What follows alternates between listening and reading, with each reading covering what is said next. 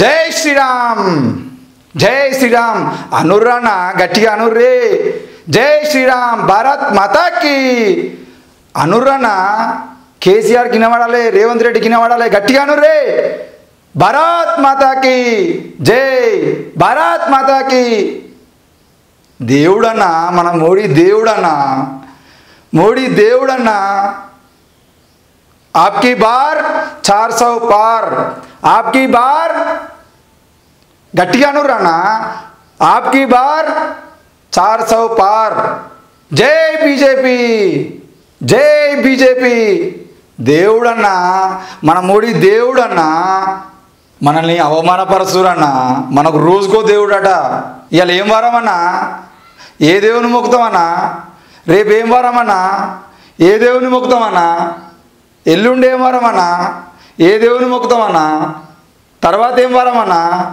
ఏ దేవుని మొక్కుతామన్నా నీకు ఒక్క దేవుడైతే నాకేం తిట్టరాబాయి మేము రోజుకో దేవుని మొక్కుతాం మాకు రోజుకో పండుగ అంటాడు నిన్నేం పండుగ వేసుకున్నామన్నా మొన్న ఏం పండుగ వేసుకున్నామన్నా అంతకుముందు ఏం పండుగ వేసుకున్నామన్నా వాళ్ళకు ఒక్క పండుగ ఉంటే మనకేంది భయ్ మనల్ని అవమానపరుస్తురన్నా మనం శివమాలలు వేసుకుంటే స్కూలుకు రావద్దంటారన్నా మనం అయ్యప్ప మాల వేసుకుంటే స్కూలుకు రావద్దంటారన్నా మన దేశంలో మనం గుడికి పోదామంటే గుడికి రానిస్తలేరన్నా గుడికి రావడానికి పర్మిషన్ తీసుకోవాలా అన్న నా దేశంలో నేను గుడికి పోవడానికి పర్మిషన్ తీసుకోవాలా అన్న ఏందన్నా మనం ఏడున్నామన్నా మన మోడీ దేవుడన్నా మోడీని దగ్గర నుండి చూడాలనిపించేదన్నా ఇవాళ మోడీ భుజం తట్టిండన్నా ఈ భుజాన్ని అడగండి అన్న ఫీలింగ్ ఏందో భుజాన్ని అడగండి అన్న కరీంనగర్ ప్రజలు నన్ను మళ్ళా గెలిపిస్తే నేను కేంద్రంలో నాయకుని అయితే అన్న మసీదులు చదువుదామన్నా మసీదులు చదువుదాం శివమస్తే మనది శివమస్తే వాళ్ళదన్నా జై శ్రీరామ్ ఆప్కి బార్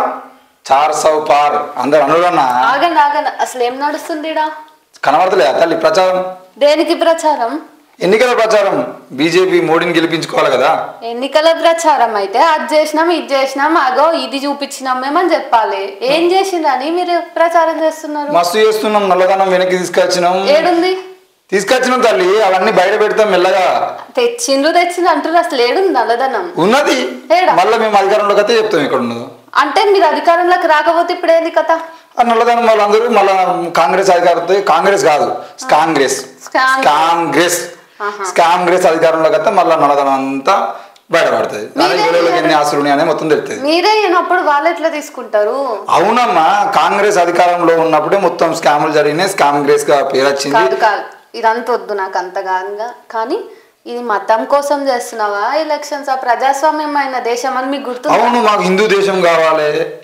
ఇది హిందువుల దేశం హిందూ దేశంగా మార్చుకుంటాం హిందూ దేశం కావాలి కాబట్టి మేము పక్కా హిందువుల గురించి మాట్లాడతాం హిందువులకు డెవలప్మెంట్ వద్దా డెవలప్మెంట్ చేస్తాం హిందువులకు స్కూల్ వద్దా స్కూల్ కట్టించినావా ఉన్నాయి కదా స్కూళ్ళు దేశవ్యాప్తంగా ఎన్నో స్కూళ్ళు ఉన్నాయి కరీంనగర్లో లేవా స్కూళ్ళు సరే ఇట్లానే చేస్తే మీ దగ్గర వాదించుడు తప్ప ఇంకేం లాభం ఉండదు మాకు కానీ పాయింట్ చెప్పండి ఫస్ట్ ఇలా పోటీ చేస్తున్నాం కరీంనగర్ గెలిపియాలంటావు ఖచ్చితంగా గెలిపియాలి తప్పకుండా గెలిపిస్తారు ఆల్రెడీ ఎందుకు గెలిపిస్తారు ఆల్రెడీ కరీంనగర్ లో నేను గెలుస్తున్నా సర్వేలు కూడా అన్ని అవే చెప్తున్నాయి పక్కా నాకు మోడీ ఆశీర్వాదం ఉన్నది కరీంనగర్ ప్రజల ఆశీర్వాదం ఉన్నది నేను గెలుస్తా పక్కా ఈసారి మళ్ళీ రాష్ట్ర అధ్యక్షుడు అయితే మైకులు దొరుకుతే సార్ ఎంపీ ఎలక్షన్లు కావు మోడీ ఎలక్షన్లు అని వాగుతున్నారు కరెక్టే అది మీ దగ్గర పెట్టుకోండి మోడీ ఎలక్షన్లు కాదమ్మా ఇవి దేశంలో జరుగుతున్న చాలా మంది ఏమనుకుంటారంటే ఇది కాంగ్రెస్ బీజేపీ జరుగుతున్న ఎలక్షన్స్ అనుకుంటారు కాదు ఇది మా హిందువుల దేవుడైన మా మోడీకి అలాగే ఈ దేశంలో ఉన్న దేశ ద్రోహుల మధ్య జరుగుతున్న ఎలక్షన్లు దేశ ద్రోహులు ఎవరున్నారు ఇక్కడ మీరు కాంగ్రెస్ వాళ్ళు దేశాన్ని మొత్తం 70 ఏళ్ళ నుండి దోచుకుంటున్నట్టు కాంగ్రెస్ వాళ్ళే దేశ ద్రోహులు మళ్ళా నువ్వు సెంట్రల్ కి చెప్తున్నా నువ్వు కరీంనగర్ లోనే ఉండు జరసేపు పోదాం అక్కడ కూడా పోదాం ఏం సమస్యలు ఉన్నాయి చెప్పు ముందు కరీంనగర్లో ఏం సమస్యలు ఉన్నాయి కరీంనగర్లో మొత్తం ఎక్కడ చూసినా కేసీఆర్ 10 ఏళ్ళు మొత్తం కరీంనగర్ నాశనం చేసిండు అసలు తెలంగాణలో కరీంనగర్ జిల్లాను నేను ఎంపీగా ఉన్నానని చెప్పేసి కావాలనే కరీంనగర్లో ఒక్క అభివృద్ధి పని కూడా చేయకుండా మొత్తం కరీంనగర్ను దోచుకుంటారు మరి నువ్వెందుకున్నావు 5 ఏళ్ళు ఉన్నావు నీకు 5 ఏళ్ళు ఏడమ్మా మాకు ఏడు అధికారం ఉన్నది కరీంనగర్లో మేము ఏమైనా పని చేద్దాం అంటే మోడీని తీసుకొస్తా అంటే పర్మిషన్ ఇయ్యరు కేంద్రం నిధులు తీసుకొస్తా అంటే అడ్డమవుతారు మేము కేంద్రం నుండి ఇల్లు తీసుకొస్తా అంటే ఇక్కడ పర్మిషన్ ఇయ్యరు అభివృద్ధి చేయాలంటే మోదీయే రావాలనా మేము ఏమైనా చేద్దామంటే కూడా వీళ్ళు పర్మిషన్ ఇయ్యరు కదా కేసీఆర్ పర్మిషన్ ఇవ్వకుండా మమ్మల్ని అడ్డుకున్నాడు కదా ఎందుకు అడ్డుకుంటాడు ఆయనకి మేము మోడీ ఇల్లు కట్టిస్తా అని చెప్పేసి అంటే ఇక్కడ పర్మిషన్ ఇవ్వలే, మోడీ భూమి ఇస్తా అంటే ఇక్కడ పర్మిషన్ ఇవ్వడు, మోడీ ఏ పని చేద్దామన్నా ఇక్కడ పర్మిషన్ ఇవ్వడు, మోడీ ఏదైనా ప్రత్యేకంగా ప్రాజెక్టులు ఇద్దామన్నా ఇక్కడ పర్మిషన్ ఇవ్వడు, రోడ్లు ఇద్దామని అని చెప్పేసి అన్నా కూడా వీళ్ళు పర్మిషన్లు ఇవ్వరు. వీళ్ళ కాంట్రాక్ట్ ఇస్తేనే కాంట్రాక్ట్లు అని వీళ్ళకి కావాలి కాబట్టి కాదు వాళ్ళ గురించి వాళ్ళని అడుగుతా కానీ నిన్ను అడుగుతున్నట్టే నువ్వు చెప్పు ఫస్ట్. మరి 5 ఏళ్ళు ఏం చేసినావు? ఏం చేయనప్పుడు ఎందుకు చేయాలి? మస్తు చేసినాం. ఏం చేసినావు? జై భారత్ జై శ్రీరామ్ అనుకుంటా జనాల మధ్య చిచ్చులు పెట్టిన అంటే ఇప్పుడు మేము జై శ్రీరామ్ అనొద్దా? జై భారత్ అనొద్దా? వాళ్ళు అంటారు, మీరెందుకు అంటారు? అంటే మీరు ఇప్పుడు ఇదే కరీంనగర్లో హైదరాబాద్లో మొత్తం రోడ్ల మీద జెండాలు పట్టుకొని పచ్చ జెండాలు పట్టుకొని తిరుగుతున్నామో మీరు ఏమన్నారు? మేము కాషాయ జెండాలు పట్టుకొని మేము కాషాయ జెండాలు పట్టుకొని తిరుగుతాం. గుండెల మీద చేతులు వేసుకొని చెప్పు. మీరు కూడా చెప్పండి, కాషాయం కనిపించినంత ఎక్కువ ఆకుపచ్చ రంగు కనబడ్డదా? కనబడుతుంది. అది ఏం చేస్తారు ఏంది అనేది, దేశంలో ఎట్లా చేస్తారు ఏంది అనేది మాకు తెలుసు. అందుకే ఆడ కాశ్మీర్ లో 370 ఆర్టికల్ రద్దు చేసినాం. ఈ రోజు కాశ్మీర్ లో ప్రజలు స్వేచ్ఛగా బతుకుతారు. మీరు చూసి కాశ్మీర్ వేరా? మీరు కాశ్మీర్ ప్రజలు ఇప్పుడు అడిగితే మోడీ దేవుడు అంటారు, కాశ్మీర్ లో కూడా దేవుడు అంటారు, మోదీ దేవుడు. మరి 370 ఆర్టికల్ రద్దు చేసిన తర్వాత ఇప్పుడు కాశ్మీర్ కి ఎవరైనా పోవచ్చు, ఎక్కడైనా ఉండొచ్చు, ఎవరైనా అక్కడ భూములు అమ్ముకోవచ్చు. పక్కన ఉన్న మణిపూర్ కనబడదా మీ మోదీకి? మణిపూర్కి ఏమైంది? ఏం కాలేదు. ఆడ కావాలనే కాంగ్రెస్ వాళ్ళు మణిపూర్ లో కొంతమందిని రెచ్చగొట్టి ఆడ బాంబులు వేపించి, కొంతమంది కావాలని కొంతమందిని రెచ్చగొట్టి జాతుల మధ్యలో గొడవలు పెట్టించి, ఈ కులాల మధ్యలో జాతుల మధ్యలో వర్గాల మధ్యలో గొడవలు పెట్టించి అంతా వీళ్ళే. జాతులు అనొద్దయ్యా. నువ్వు జాతులు అంటే నాకు మస్తు గుర్తొస్తున్నాయి. మసీదులు తోతా అంటూ ఏందకత? మసీదులు చదువుదామంటే ఇప్పుడు మేము భాగ్యలక్ష్మి టెంపుల్ ఉన్నాయి హైదరాబాద్. అది భాగ్యలక్ష్మి గుడి, భాగ్యలక్ష్మి దేవాలయం అంటే భాగ్యలక్ష్మి దేవాలయం కదా చార్మినార్ అంటారు. అది దవ్వుతూ తెలుస్తుంది కదా కింద శివలింగం ఉన్నదా ఏమున్నదా అనేది. అది దవ్వినాం అనుకో తెలుస్తుంది. ఇప్పుడు బాబరీ మసీద్ కూల్చిరు అన్నారు. బాబరీ మసీద్ మీద సుప్రీంకోర్టు ఏం తీర్పిచ్చింది? బాబరీ మసీద్ అనేది పక్కా హిందువులది, అక్కడ రామ మందిరం కట్టుకోరు అని చెప్పేసి తీర్పిచ్చింది. అట్లా మసీదులు తవ్వితే ఇక్కడెక్కడ శివలింగాలు అవి మా గుళ్ళు, మా గుడులను తవ్వి మా గుడులను బయట తీసుకునేటువంటి హక్కు మాకు ఉన్నది. మీకు గుడ్ల మీద ఉన్న శ్రద్ధ బడ్ల మీద లేదా? పిల్లలు చదువు లేక సంధ్య లేక అవన్నీ ఇక్కడ కేసీఆర్ చేసిండు. అదంతా కేసీఆర్ కావాలని ఆయన పక్కగానే జరుపుండి. కేసీఆర్ ఇక్కడ విద్యకు సరైన ప్రాతినిధ్యం ఇవ్వలేదు. కేసీఆర్ డబ్బులు పాయింట్ కి రాయిగో. డెవలప్మెంట్ అంటే ఎంపీ సీట్లో కూర్చున్నప్పుడు నువ్వు కూడా చేయాలి తెలుసా? ఏం చెప్తాం? మా చేతిలో ఏముంటుంది అంటే మేము కేంద్రం నుండి స్కూల్ పట్టుకొస్తాం అనుకో, మేము స్కూల్ పట్టుకొస్తే వీళ్ళు పర్మిషన్ ఇవ్వరు. మేము నవోదయ స్కూల్ పట్టుకొస్తాం అంటే ఈయన పర్మిషన్ ఎందుకు ఇవ్వడు? అంటే మా బీజేపీ వేస్తుంది, మా బీజేపీ నిధులు ఇచ్చి కరెంట్ తెలంగాణ మా బీజేపీ డెవలప్ చేసిందంటే నెక్స్ట్ మళ్ళీ ఎక్కువ మంది ఎంపీలు గెలుస్తారని చెప్పేసి కావాలనే కేసీఆర్, కేటీఆర్, హరీష్ రావు కలిసి డెవలప్మెంట్ లేదు. నాకు అర్థమైంది కథ. నువ్వు ఏం చేయనీకి లేవు శాత గారు నీకు. కానీ పేపర్ లీకేజ్ కథ ఏంది చెప్పు జర మాకు. పేపర్ లీకేజ్ అంతా కేటీఆర్ చేయించి ఆ టీఎస్పీఎస్సీ పేపర్ లీకేజ్ బయట పడకుండా నా మీద కేసు పెట్టారు. 10వ తరగతి పేపర్ లీకేజ్ అని చెప్పేసి చిన్న పోరాళ్ళు పేపర్ లీకేజ్ అయితే దాన్ని తీసుకొచ్చి నన్ను అరెస్ట్ చేసి, ఇప్పుడు నన్ను అట్లనే వదిలేస్తే 72 కేసులకి 72 కథలు చెప్తాడు. కేసీఆర్ వాళ్ళ మీద వీళ్ళ మీద వేస్తాడు. నువ్వు కాల్చి బట్ట వాళ్ళ మీద. అది కాదు తల్లి, ఇప్పుడు తెలంగాణలో అధికారంలో 10 ఏళ్ళు ఉన్నది ఎవరు? కేసీఆర్ సార్. కేసీఆర్ అధికారంలో ఉన్నప్పుడు నేను పోలీసులు వాళ్ళ చేతిలో ఉంటారు. మేము మీటింగ్ పెట్టి నేను బయట సాగుతా అంటే అడ్డుకుంటారు. ఆయన ఏది అడ్డుకున్నా. రైల్వే స్టేషన్స్ ఎవరి చేతిలో? కేంద్రం చేతిలోనే ఉన్నాయి. అవును, మరి ఎందుకు దాన్ని డెవలప్ చేయరు? ఎందుకు చేస్తారు? మస్తు డెవలప్ అవుతాను. వందే భారత్ హైదరాబాద్ తీసుకురాలేదా? ఎవరు ఫైట్ చేశారు? నేను మేము ఇక్కడ మా కిషన్ రెడ్డి నేను ఇద్దరం కలిసి మేము చేస్తేనే కదా వందే భారత్ ఇప్పుడు తెలంగాణకు వచ్చింది. వందే భారత్ ఎంత ఫాస్ట్ గా చేస్తుంది, వందే భారత్ ఎంత మంది ఉపయోగించుకుంటారు మేము చూస్తలేమా? ఇదంతా కాదు, వందే భారత్ నాణ్యత ఎట్లుందో తెలుసా నీకు? అది ఇప్పుడు మనం ఖర్చు చేస్తున్నాం, ఈసారి అది చూసినాం, అది నాణ్యత లేకపోతే మళ్ళీసారి ఇంకా గట్టిగా చేపిస్తాం. ప్రచారాలు చేస్తున్నావు, పోనీ వందే భారత్ ని గట్టిగా చేస్తామని చెప్పినావా? ఏం ఇది చేసినాం అది చేసినాం అని. అవి స్మార్ట్ ట్రైన్లా మీకు తెలియదు. స్మార్ట్ అంటే స్మార్ట్ గా ఉంటాయి అవి. అట్లా బర్లను వీటిని దగ్గర ఉండి కాంగ్రెస్ వాళ్ళు బీఆర్ఎస్ ఆ ట్రైన్ వస్తా ఉంటే బర్లను రోడ్ల మీద పంపించినట్టు కాదు. వెయిట్ ఇదంతా కాదు. ఇప్పుడు నువ్వు చెప్పు, మాట ఎత్తితే హిందూ ముస్లిం, మాట దించితే హిందూ ముస్లిం. హిందూ ముస్లిం అని ఎందుకు మంచిగా ఉన్న దేశంలో వచ్చి చిచ్చులు పెడుతున్నారు? మేము చిచ్చులు పెడుతున్నాం. మా మోడీ అధికారంలోకి వచ్చిన తర్వాత ఇక్కడ ఉన్నటువంటి ఈ కాంగ్రెస్లు, ఇక్కడ ఉన్నటువంటి బీఆర్ఎస్లు, ఇక్కడ ఉన్నటువంటి వేరే మతపోలు, వేరే పార్టీలు వీళ్ళు కావాలని బీజేపీని బ్లేమ్ చేయడం కోసం వీళ్ళు తీసుకొచ్చినట్టు కుట్రలు. మేం కాదు, మా హిందుత్వము మా హైందవము ఈరోజు ప్రమాదంలో పడింది కాబట్టి దాన్ని కాపాడుకునే ప్రయత్నం చేస్తున్నాం. ప్రమాదంలో పడ్డది నోట్ తెరిస్తే హిందూ కత్రేమే అప్ప బాబు, ఎన్ని కథలు పడతారు మీరు? ఇప్పుడు ప్రమాదంలో పడతలేదా? చిన్న ఉన్నప్పుడు నువ్వు తినలేవా ముస్లిం బేకరీలకి ఏం తెచ్చి ఏంది లే రెహమాన్ కాకా తాత ఈ తాత అని ముస్లిం మరి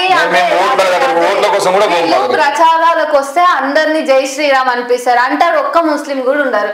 నువ్వు కదా మీరు కదా divide and rule policy play చేస్తున్నది. డివైడ్ అండ్ రూల్ పాలసీ కాదమ్మా ఇది. ఇప్పుడు నువ్వు మాట్లాడక నువ్వు కనీసం రియలైజ్ అన్నగా ఈరోజు కనీసం ఇప్పుడు ఏమన్నా అంటే సార్ దేశభక్తి అని అంటారు, మళ్ళీ పొడుచుకొస్తుంది రోషం. అయితే స్వాతంత్ర సమరంలో మీ పార్టీ ఏమన్నా చూపించింది? స్వాతంత్ర సమరంలో భారత్ మాతాకి జయ అనే నినాదం ఇంత పెద్ద ఎత్తున జరిగింది అనేది అప్పుడు మీరు స్వాతంత్రానికి సంబంధించినటువంటి వీడియోలు చూసినా పుస్తకాలు చదివినా వాళ్ళు ఉంటుంది. భారత్ మాతాకి జయ అన్న వాళ్ళందరూ మా వాళ్ళే. అప్పుడు బీజేపీ పార్టీ లేదు కాబట్టి బీజేపీకి సంబంధం లేదంటే చాలా పార్టీలు లేవు. అప్పుడు ఆర్ఎస్ఎస్ ఉంది. ఆర్ఎస్ఎస్ అనేది ఈ దేశం నుండి బీజేపీ గురించి కాదు, ఈ దేశం నుండి ఆ బ్రిటిష్ వాళ్ళు వెళ్ళిపోతే ఆ బ్రిటిష్ వాళ్ళు వెళ్ళిన తర్వాత ఈ దేశాన్ని ఎక్కడ ముస్లింల చేతిలో పంపిస్తారో ఇక్కడ ఇప్పుడు పాకిస్తాన్ సంగతి చూస్తున్నాం. పాకిస్తాన్ ఎట్లున్నదో అట్లాంటి మతాలకు సంబంధించిన ఘర్షణలు ఎట్లయితే అని చెప్పేసి మేము ముందు ఉండే ఇక్కడ ఎంత ఏం మాట్లాడుతున్నావు. ఇప్పుడు నేను అడుగుతా, ప్రచారాలు చేసుకుంటున్నారు ఆల్రెడీ, వీధులు తిరిగి సభలు పెడుతున్నారు.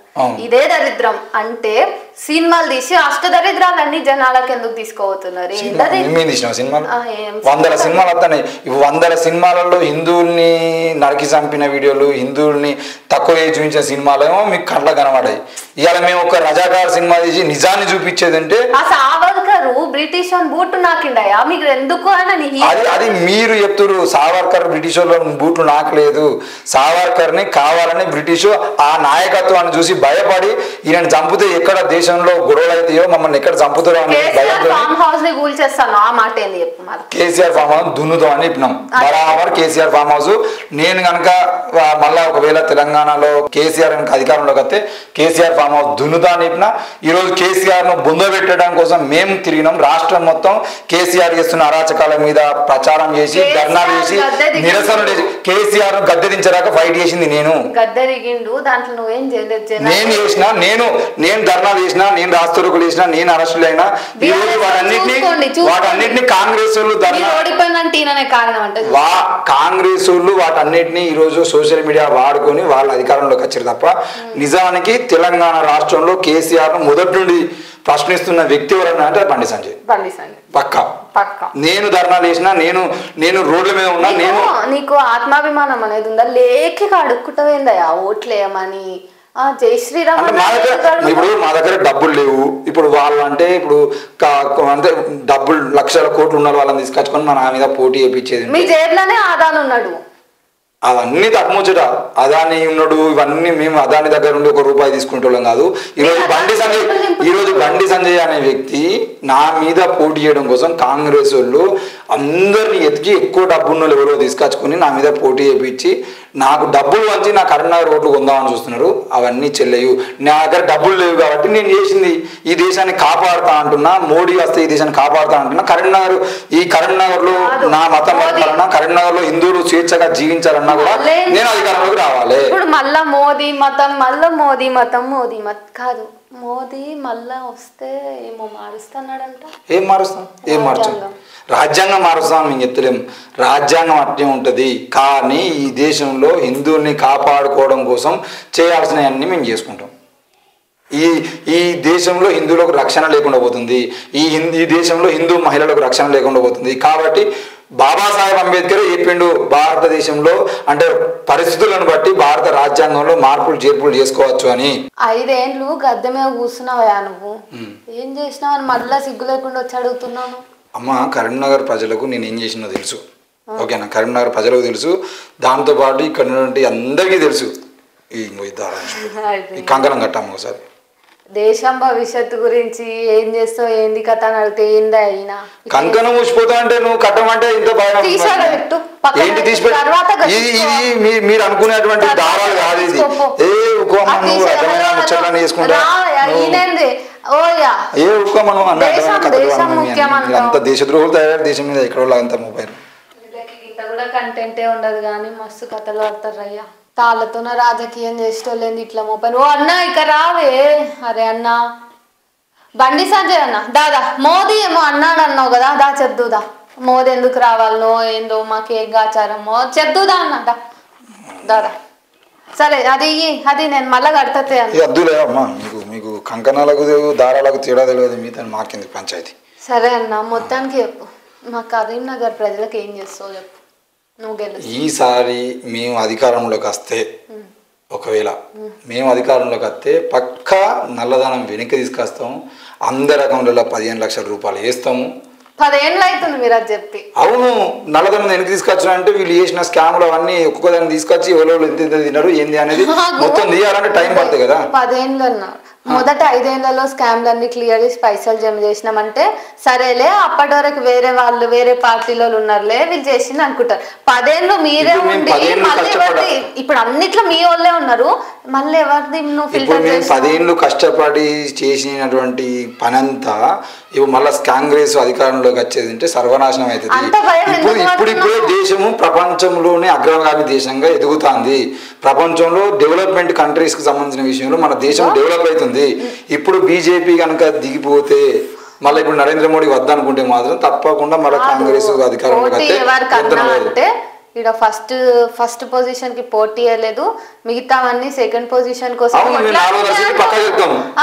మరి ఫస్ట్ సీట్ నీది అయినప్పుడు నువ్వు ఎందుకు ఒకవేళ మోడీ ఓడిపోతే ఒకవేళ మీరు చేస్తున్న ప్రచారం అట్లున్నది మీరు మోడీ రాడు మోడీ కాదు బండి సంజయ్ గెలవడు ఆమె గెలవదు ఈయన గెలవడు అని చెప్పేసి మీరు చేస్తున్న ప్రచారమే తప్ప గ్రౌండ్ లో పోతే కరీంనగర్ ఒకటే కాదు తెలంగాణలో 17 సీట్లలో 15 సీట్లు మేమే గెలుస్తాను గ్రౌండ్ లకు పోతే పేదదానిక మధ్య వ్యత్యాసం అట్లనే పెరుగుతా ఉంది గ్రౌండ్ లకు పోతే మస్తు తెలుస్తాయి గ్రౌండ్ లకు పోతే ఇక్కడ బువ్వ లేక చాలా కష్టాలు పడుతుంది అదే ఈ దేశాన్ని ఇన్ని లక్షల కోట్ల అప్పులు చేసి దేశ ప్రజల జీవితాలను నాశనం చేసి కాబట్టి ఇప్పుడు దాన్ని మార్చడం కోసమే 10 ఏళ్ళు కష్టపడడం ఈసారి అధికారంలోకి మళ్ళీ మోడీ వచ్చేది ఉంటే తప్పకుండా 3సారి మేము 400 సీట్లతో గెలిస్తే మీరు అన్నారు కదా రాజ్యాంగం మారుస్తారు అవి అని చెప్పేసి మేము మార్చేటి అవి కాదు ఈ పేద ప్రజల జీవితాలు మార్చడం కోసం తప్పకుండా మేము ప్రయత్నం చేస్తాం పక్కన కూర్చొని తినమంటే తింటావా అన్నాను ముందు ఎన్నిసార్లు తిండే అమ్మా నేను రోడ్డు మీద కూర్చొని తినలేదా ఇంత మేము ఇన్నిసార్లు ఎంతమంది పేద నీళ్ళలో పోయి తిన్నానో మాకు తెలుసు మా ప్రజలకు తెలుసు దళితుని ఇంట్లో భోజనం చేసిన ఎంపీ అది నేను పోయి ఎవరింటికాడ తింటానా పేదోళ్ళ ఇంటికాడ తింటానా ఆయన దళితుడా ఏంది అనేది కులం కోణంలో పత్రికలో రాయించింది బీఆర్ఎస్ వాళ్ళు కాంగ్రెస్ వాళ్ళు మరి కులాల అంటే దళితులకు జరిగిన అన్యాయాల కాడ మీరు ఎందుకు గొంతిప్పారు ఎందుకు ఇప్పలేదు ఇప్పుడు రైతుల కోసం ధర్నాలు నేను రైతుల కోసం మొన్న కూడా కరీంనగర్లో కానీ రాష్ట్ర వ్యాప్తంగా నేను పిలుపునిచ్చేది అంటే రైతుల కోసం ధర్నాలు జరిగినాయి మేము రైతులకు కాంగ్రెస్ ప్రభుత్వం అన్యాయం చేస్తుంది రైతుల కోసం తప్పకుండా మీరు ఆ ధాన్యం కొనుగోలు చేయాలని చెప్పేసి వాళ్ళందరికీ మద్దతు నిలబడ్డది నేను పేదల కోసం గొడవ చేసి డబుల్ బెడ్రూమ్ ఇళ్ళ కోసం కానీ ప్రతి దానికోసం దళితులకు 3 ఎకరాల భూమి ఇస్తాను కేసీఆర్ 3 ఎకరాల భూమి ఎందుకు అని చెప్పేసి గొడవ చేసింది నేను కేసీఆర్ హయాంలో దళితులకు అన్యాయం జరుగుతా ఉంటే దళిత బంధు కూడా దగా చేసేది దళిత బంధు నువ్వు సీట్ మీద కూర్చున్నప్పుడు కూడా ఇవే తప్పులు ఉంటాయి అప్పుడు ప్రశ్నించావు నువ్వు సీటు దిగినా నిన్ను జనాలు మెడవట్టుకొని దించినాక అప్పుడే క్వశ్చన్ చేస్తావు ఎందుకు నేను ఎక్కడ దిగలేదు 5 ఏళ్ళు ఉన్నా కదా 5 ఏళ్ళు కూడా మళ్ళీ నేను వస్తాను కదా ఎట్టి పరిస్థితి కరీంనగర్ ప్రజలు నన్ను గద్దెదించాలన్నారు నేను నిన్న నామినేషన్ ఇస్తా అంటే నామినేషన్ ర్యాలీకి ఎంతమంది వచ్చారో చూసేది ఉంటే మీ కరీంనగర్ లో ఎవరు ఎన్ని ఓట్లతో గెలుస్తారనే మొత్తం తెలుస్తుంది మొత్తము హిందూ ఓట్లని పోలరైజ్ చేస్తున్నాలే మరి నా సిద్ధాంతం కోసం పనిచేసేటోళ్ళను నేను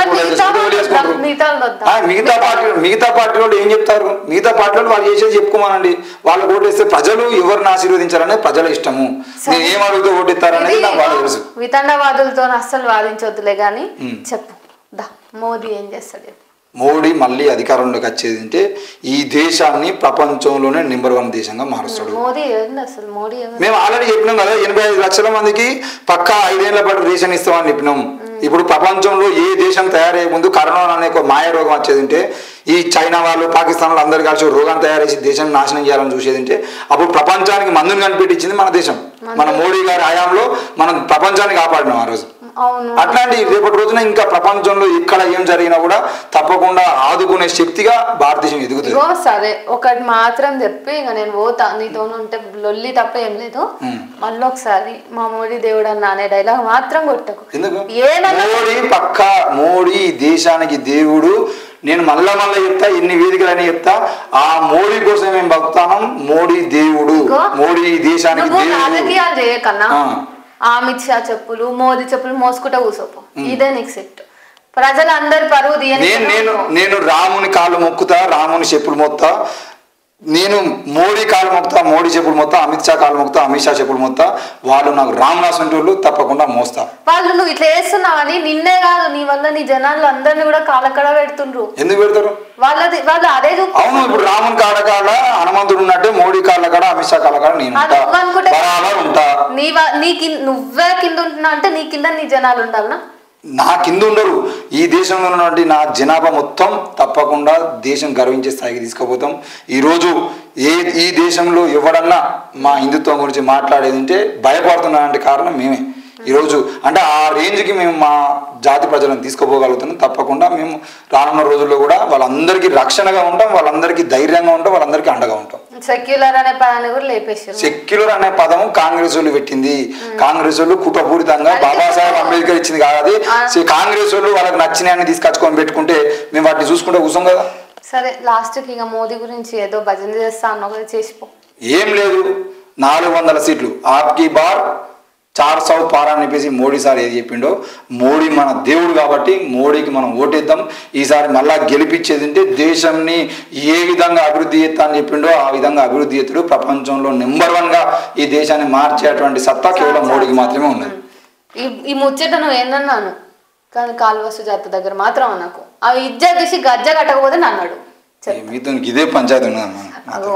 చూడండి, తాళ్లకు తాళ్ళకు మీరు మీ భవిష్యత్తును తాకట్టు పెడితే ఇక మీ భవిష్యత్తుకి గ్యారంటీ ఉండదు. మీతో పాటు మాకు గ్యారంటీ ఉండదు. దేశం బాగుపడాలంటే ఇంకొకసారి ఎవరు రావద్దో మీకు తెలుసు.